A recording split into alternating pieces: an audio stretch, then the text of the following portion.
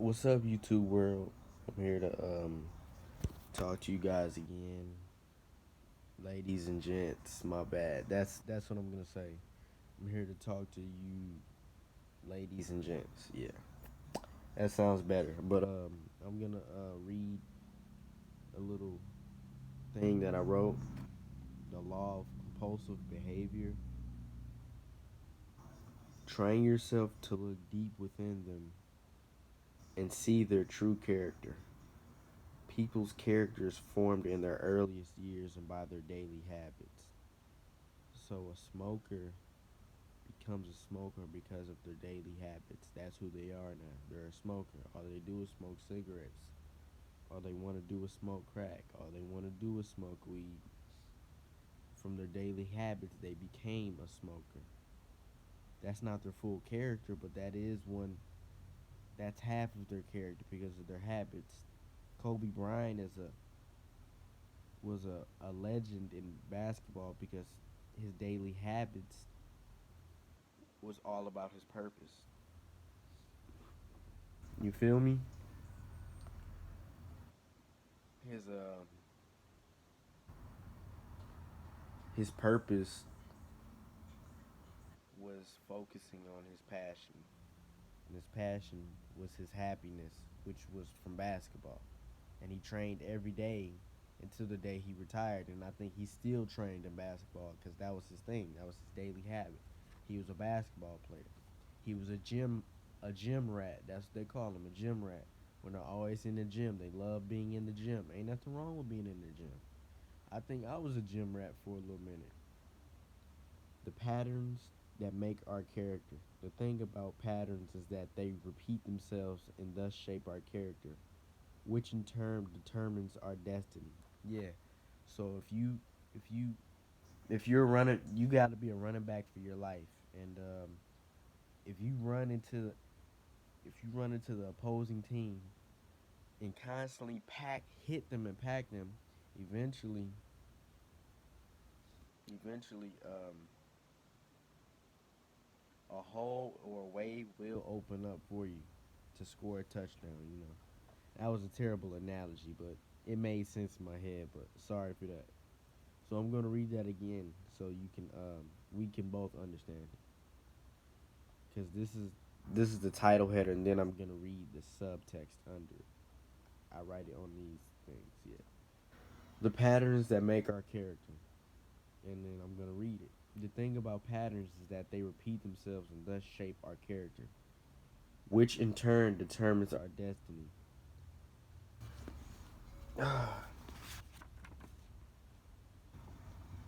Every village slash family has set beliefs or programming that is unconscious thinking and behavior. Yeah. That unconscious thinking and behavior most of the time is pessimistic. Well, not it's not most of the time. It depends on the environment, your associates, and family. If they're unconscious, unconscious, and subconscious behavior and thinking is pessimistic, then your outcome on life will be negative. Your viewpoint on life will be pessimistic, that nothing good will happen to you, that you always have bad luck, even though the term bad luck is an oxymoron, because luck is supposed to be good to your destiny, right? That's how it's supposed to work. 95% of people's lives c- come from those programs, which is subconscious. The other 5% is conscious slash creative. So 95% of your life is programmed behavioral thinking that was already programmed to you since the day you were born. You know, subconscious means below consciousness or below conscious. The Jesuits, uh, I don't know how to I'm not sure if I'm pronouncing it right or Jesuits. Yeah, I think that's how you pronounce it. They're a type of Christians, a type of Christian. So if I spelled it, I mean, if I pronounced it wrong, tell me in the comments. It's spelled Jesuits. They were boasting for 400 years, basically going to people saying, "Give me a child until age 7, and I will show you the man." Because when you're put in a village or in a family or in a public setting, and everyone thinks the same or has the same set beliefs, you're programmed the same way as them. If the only way to survive in the jungle is to kill, then that's the only way. That's the only means of survival in your programmed subconscious mind. But you have to override that program, and you'll sound crazy to society when you want to think optimistic and you don't want to think pessimistic no more. When you want to be the pacifist and a peacemaker. When you want to grow as a person, when you want to mold yourself into a better character, when you want to separate yourself from negative people, when you want to eat healthy and work out every day, when you want to escape that 9 to 5, you know, that's overriding the program.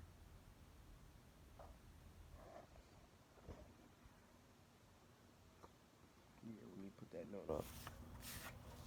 Oh yeah, and I look at a lot of things on YouTube. Shout out to Stephens Cole. Shout out to AMS. Shout out to the roommates. Shout out to Joe Rogan. Shout out to After School, AFTERSK with a KOOL. One of my favorite YouTube channels. But look up Rich Dad Poor Dad on YouTube or buy the book by Robert Kiyosaki.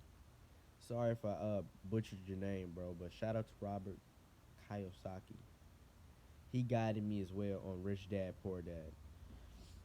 But you have to reprogram your mind to see results in your life.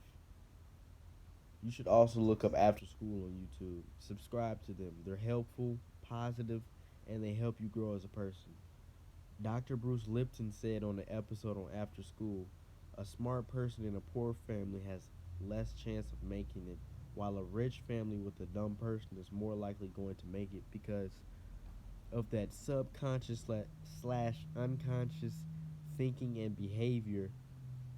They know what to do because of the set beliefs and set programs within their society or within their family. They know what to do unconsciously because that's their program. It's like sleep. It's like sleepwalking. They do it unconsciously because they're used to doing it. You gotta override that program. It's like the Matrix. You gotta unplug and put in the. You gotta type in the code that you want. It's like computer science.